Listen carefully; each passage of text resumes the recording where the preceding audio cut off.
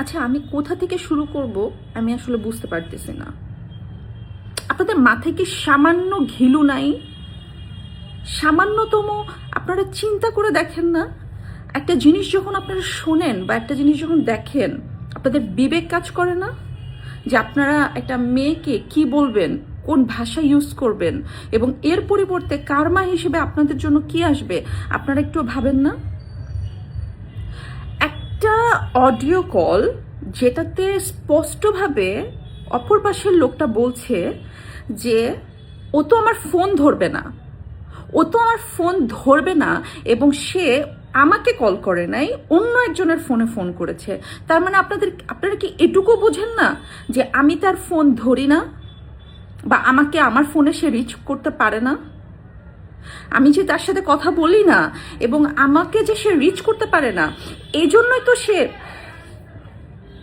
তো সে অন্য একজনকে ফোন করে আমার সাথে কথা বলেছে, বিকজ সে আমাকে রিচ করতে পারে না। আমি লিটারেলি তাকে কলে ব্লক করে রেখেছিলাম। সেই স্পষ্টভাবে বলতেছে যে ও তো আমার ফোন ধরবে না। সেই স্পষ্টভাবে বলছে যে আমি র্যাব পাঠাবো, এনএসআই পাঠাবো, ডিজিএফআই পাঠাবো। কেন পাঠাবে?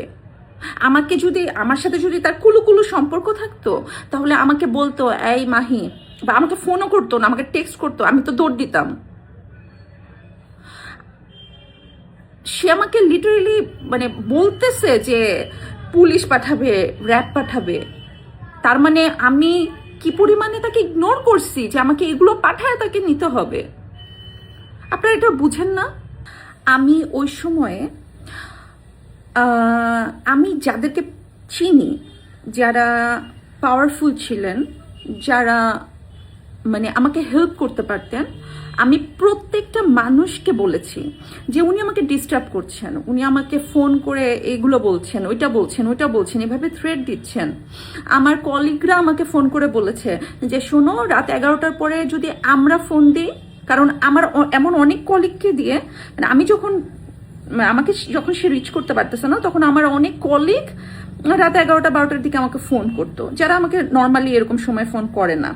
তো তারা যখন আমাকে ফোন করতো, দেখতাম উনি কথা বলছে, তখন আমি রাগ করতাম যে কেন ফোন ধরে দিলাম। ওখান থেকে বের হয়ে ওরা আমাকে বলতো যে শোনো, রাত 11টার পরে ফোন দিলে তুমি ধরবা না আমাদের ফোন, তুমি বুঝবা যে উনি আমাদের সামনে আছেন। তো আমি এমন কারো কাছে নাই, আমি যাই নাই, আমি সাহায্য চাই নাই। আমি বলেছি যে উনি আমাকে ডিস্টার্ব করতেছেন, উনি আমাকে থ্রেট দিচ্ছেন।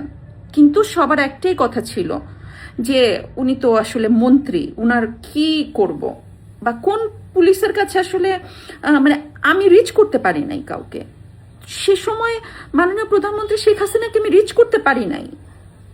তার যদি সম্ভব হতো আমি তাকে রিচ করতে পারতাম, আমি তাকে ফোন করে বা আমি তাকে টেক্সট করে জানাতে পারতাম যে এটা, অবশ্যই তিনি তখন ব্যবস্থা নিতেন, আমি বিশ্বাস করি। কিন্তু যেহেতু তখন আমি পারি নাই, সো এটা আমাকে খুব পোলাইটলি আমাকে হ্যান্ডেল করতে হয়েছে। আমি ফোনে তাকে গালিগালাজ করতে পারি নাই। তখন আমার পাশে রকিব ছিল